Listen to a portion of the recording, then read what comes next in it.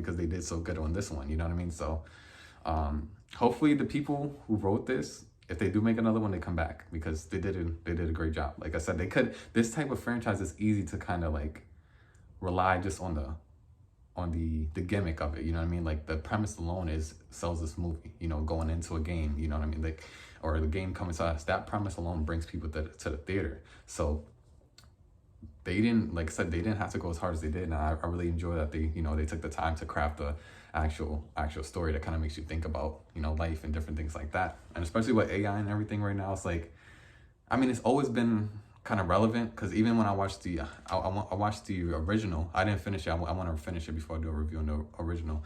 But even when I was watching it, it's still thought-provoking. The idea of, technology and going inside of it and how it evolves and stuff like that. That's still a great idea regardless. So I would recommend checking it out. And I just think Jared Leto's performance was great. Like, you know what it is? This role fit him so well. It just fit him. Like, I'm not saying I felt like I was watching Jared Leto, but like, I don't know. I just feel like he's just cool. Like, he's just a cool person anyways. Like, so I think it worked for him. And what else? What I'll say? And I like how this movie, it takes its time in certain points. Like, obviously it's fun, there's gonna be action and different things like that. But when the movie wants to have, it's actually serious moments of drama and, stuff dealing with loss and different things like that, it takes its time and it kind of lets you sit with those emotions for a little bit before going back into the intense, great score and great soundtrack of the film. Like, when it needs to, that's why the soundtrack is really good, because when it needs to breathe and it needs to have those moments of drama and those deeper questions of like why we here and stuff like that, the score, you don't realize it.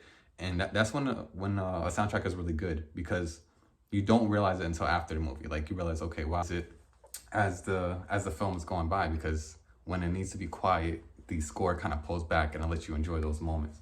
And I realize it now after seeing the film, because I think back to when like my heart was pumping and the vibrations and the IMAX is going crazy. Like, those moments you feel it, but the only reason you feel it is because the film knows when to pull it back, you know what I mean? And then you enjoy the actual story.